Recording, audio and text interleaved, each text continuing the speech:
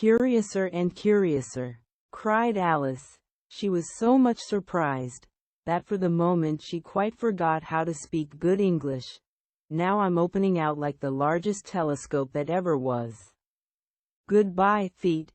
For when she looked down at her feet, they seemed to be almost out of sight, they were getting so far off.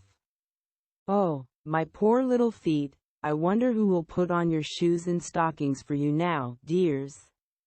I'm sure I shan't be able. I shall be a great deal too far off to trouble myself about you. You must manage the best way you can. But I must be kind to them, thought Alice, or perhaps they won't walk the way I want to go. Let me see. I'll give them a new pair of boots every Christmas. And she went on planning to herself how she would manage it. They must go by the carrier, she thought, and how funny it'll seem, sending presents to one's own feet. And how odd the directions will look. Alice's right foot, hearthrug, near the fender, with Alice's love. Oh dear, what nonsense I'm talking. Just then her head struck against the roof of the hall. In fact, she was now more than 9 feet high, and she at once took up the little golden key and hurried off to the garden door.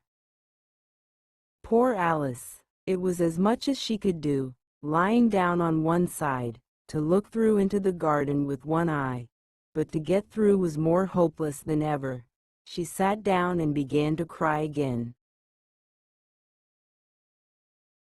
You ought to be ashamed of yourself, said Alice, a great girl like you, she might well say this, to go on crying in this way. Stop this moment, I tell you. But she went on all the same, shedding gallons of tears, until there was a large pool all round her, about 4 inches deep and reaching half down the hall. After a time she heard a little pattering of feet in the distance, and she hastily dried her eyes to see what was coming. It was the White Rabbit returning, splendidly dressed, with a pair of white kid gloves in one hand and a large fan in the other. He came trotting along in a great hurry, muttering to himself as he came, "Oh, the Duchess, the Duchess! Oh, won't she be savage if I've kept her waiting?" Alice felt so desperate that she was ready to ask help of anyone. So, when the rabbit came near her, she began, in a low, timid voice, "If you please, sir." The rabbit started violently, dropped the white kid gloves and the fan, and scurried away into the darkness as hard as he could go. Alice took up the fan and gloves, and, as the hall was very hot, she kept fanning herself all the time she went on talking. "Dear, dear! How queer everything is today. And yesterday things went on just as usual. I wonder if I've been changed in the night? Let me think. Was I the same when I got up this morning? I almost think I can remember feeling a little different. But if I'm not the same, the next question is, who in the world am I? Ah, that's the great puzzle." And she began thinking over all the children she knew that were of the same age as herself, to see if she could have been changed for any of them. "I'm sure I'm not Ada," she said, "for her hair goes in such long ringlets, and mine doesn't go in ringlets at all. And I'm sure I can't be Mabel, for I know all sorts of things, and oh, she knows such a very little. Besides, she's she, and I'm I, and oh dear, how puzzling it all is. I'll try if I know all the things I used to know. Let me see. 4 times 5 is 12, and 4 times 6 is 13, and 4 times 7 is oh dear. I shall never get to 20 at that rate. However, the multiplication table doesn't signify. Let's try geography. London is the capital of Paris, and Paris is the capital of Rome, and Rome no, that's all wrong, I'm certain. I must have been changed for Mabel. I'll try and say, how doth the little," and she crossed her hands on her lap as if she were saying lessons, and began to repeat it, but her voice sounded hoarse and strange, and the words did not come the same as they used to do. "How did the little crocodile improve his shining tail, and pour the waters of the Nile on every golden scale. How cheerfully he seems to grin, how neatly spread his claws, and welcome little fishes in with gently smiling jaws. I'm sure those are not the right words, said poor Alice, and her eyes filled with tears again as she went on. I must be Mabel after all, and I shall have to go and live in that poky little house, and have next to no toys to play with, and oh, ever so many lessons to learn. No, I've made up my mind about it. If I'm Mabel, I'll stay down here. It'll be no use their putting their heads down and saying, "Come up again, dear." I shall only look up and say, "Who am I then?" Tell me that first, and then, if I like being that person, I'll come up. If not, I'll stay down here till I'm somebody else. But, oh dear, cried Alice, with a sudden burst of tears, I do wish they would put their heads down. I am so very tired of being all alone here. As she said this, she looked down at her hands, and was surprised to see that she had put on one of the rabbit's little white kid gloves while she was talking. How can I have done that? She thought. I must be growing small again. She got up and went to the table to measure herself by it, and found that, as nearly as she could guess, she was now about 2 feet high, and was going on shrinking rapidly. She soon found out that the cause of this was the fan she was holding, and she dropped it hastily, just in time to avoid shrinking away altogether.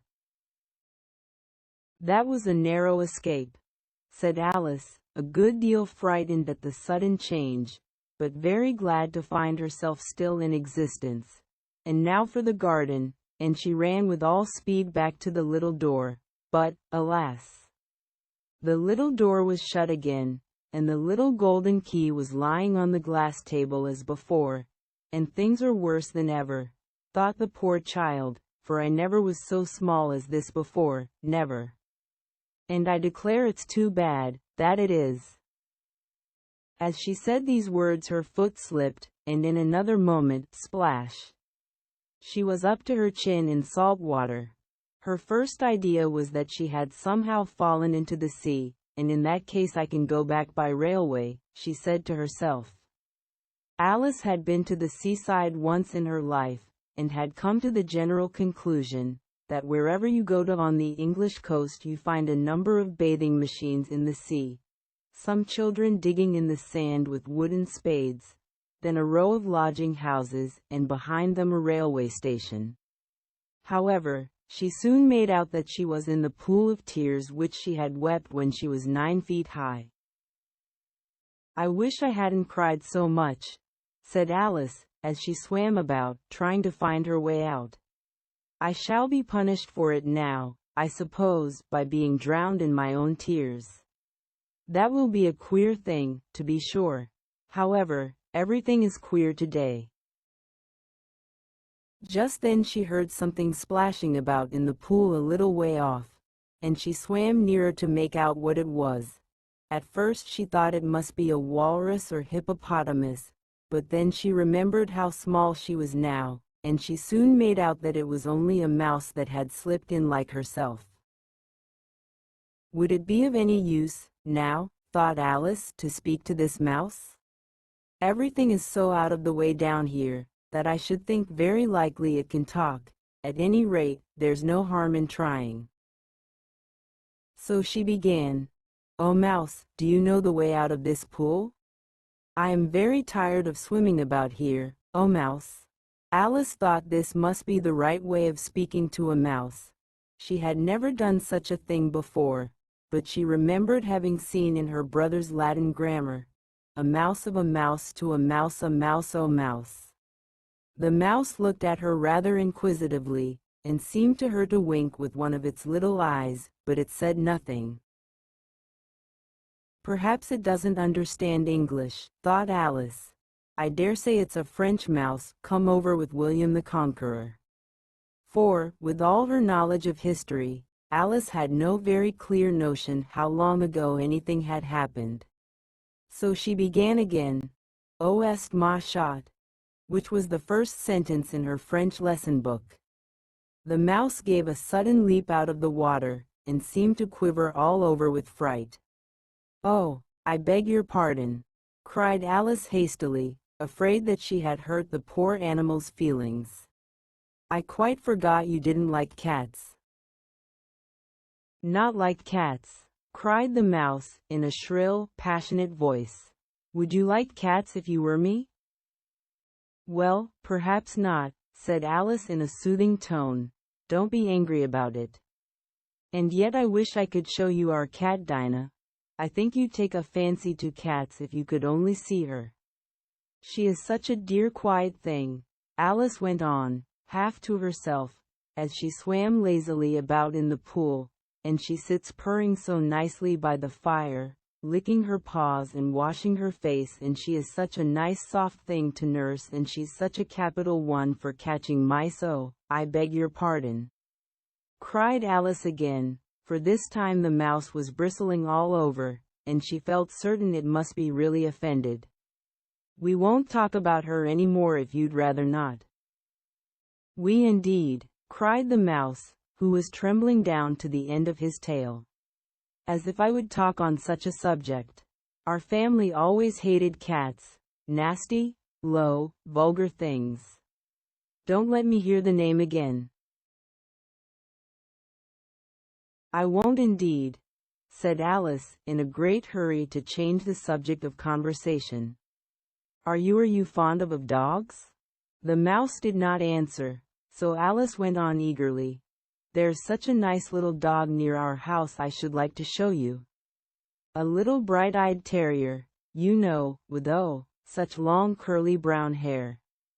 And it'll fetch things when you throw them, and it'll sit up and beg for its dinner, and all sorts of things I can't remember half of them, and it belongs to a farmer, you know, and he says it's so useful, it's worth £100. He says it kills all the rats, and oh dear," cried Alice in a sorrowful tone, "I'm afraid I've offended it again." For the mouse was swimming away from her as hard as it could go, and making quite a commotion in the pool as it went. So she called softly after it, "Mouse dear, do come back again, and we won't talk about cats or dogs either, if you don't like them." When the mouse heard this, it turned round and swam slowly back to her. Its face was quite pale, with passion, Alice thought, and it said in a low trembling voice, "Let us get to the shore, and then I'll tell you my history, and you'll understand why it is I hate cats and dogs." It was high time to go, for the pool was getting quite crowded with the birds and animals that had fallen into it. There were a duck and a dodo, a lory and an eaglet, and several other curious creatures. Alice led the way, and the whole party swam to the shore.